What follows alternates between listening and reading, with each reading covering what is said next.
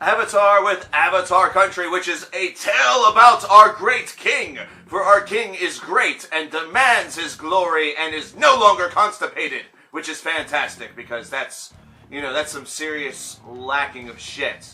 Or, that's some serious blockage. Call a plumber. This is an interesting album.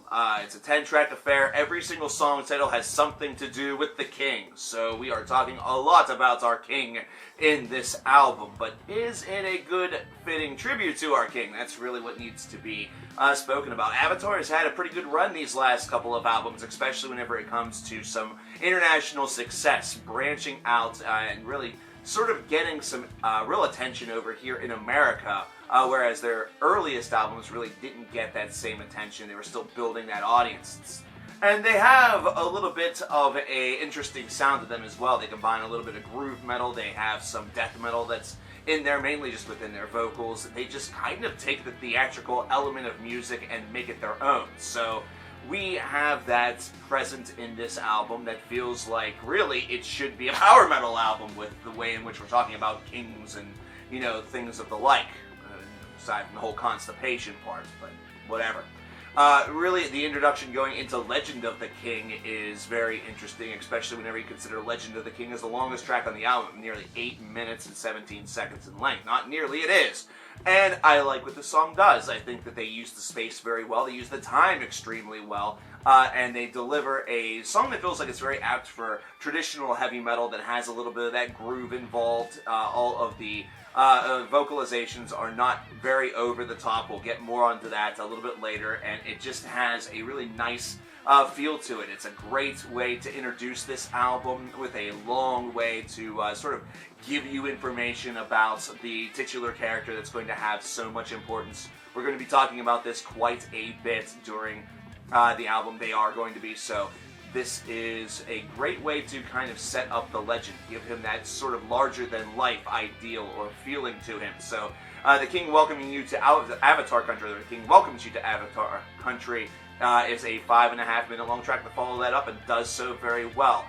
This is where the album does things very well, and I hate to say that the quirky nature of this band is actually where things kind of hurt a little bit, but it is kind of true a little bit, considering the second half of this album that makes up a lot more of its runtime than these first three cuts, obviously, does feel like it has a little bit of the propensity to derail itself, or a little bit of the propensity to feel a little bit off kilter, which is, somewhat the whole decision that was made. It was to have it just be a very quirky and funny kind of album that really examines a lot of different styles and brings them together in order to try to really give you an album that is very unpredictable. But the problem is that it kind of goes a little bit too far, and it does not have enough memorable material or solidly backed material in order for you to feel that real closeness to the album. Instead, you feel like you drift away whenever you get to a statue of the king, for example, or King After King. The King Wants You is a pretty decent track. King's Harvest is actually not bad also. But what is the strangest decision aside from The King Speaks, which I actually really kind of like this. I think it's a pretty cool little idea that you thrust onto this. It does add that theatrical element to it.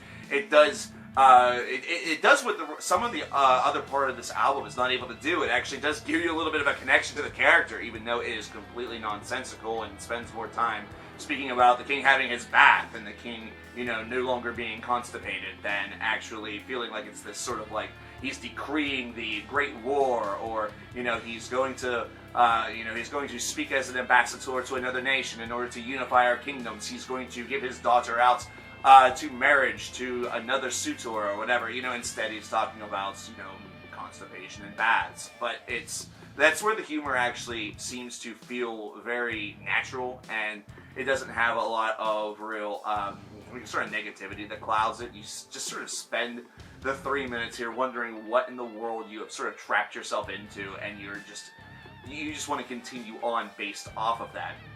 I think the biggest and most interesting decision was the silent songs of the King duality that we get to end this album, tracks 9 and 10.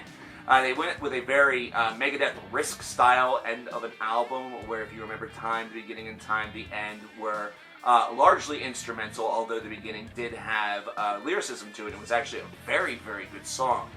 Instrumentally speaking, these two cuts are not too bad. However, I think the problem is that the King's Palace, which is the final cut off of this disc, the second silent song of the King, it just doesn't have any sort of memory behind it. It doesn't really leave you with any sort of positive intake for the album. And both of those feel like they could have really been very much overtaken or replaced with something that had a little bit more backbone behind it, and that really showed the King in a very, grand fashion, or perhaps the death of the King, something that would have sent the album off with that same parlay toward the theatric, that would also have given us a chance for a really masterful composition, both on the vocal and the lyrical side, but also on the musical side as well, to kind of bring everything together. This feels like almost as though you're cheated a little bit out of your finale, and you're not granted nearly enough from these two tracks in order to really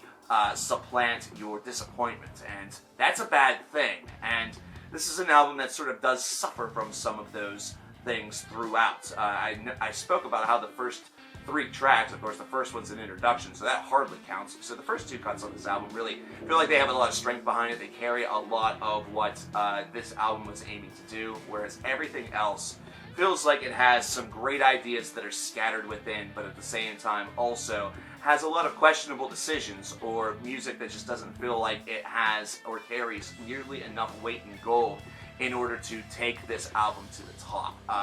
Unlike some of their previous releases just here in the 20-teens, this one feels very weak, especially whenever you consider their last album, which was one that was pretty well received, both internationally and right here in America. So this is a puzzling album at times, but at times it's also really fun, so it does still carry that listenability, so it's still one that I find, recommending to you, as opposed to saying, maybe this is one that you want to approach cautiously.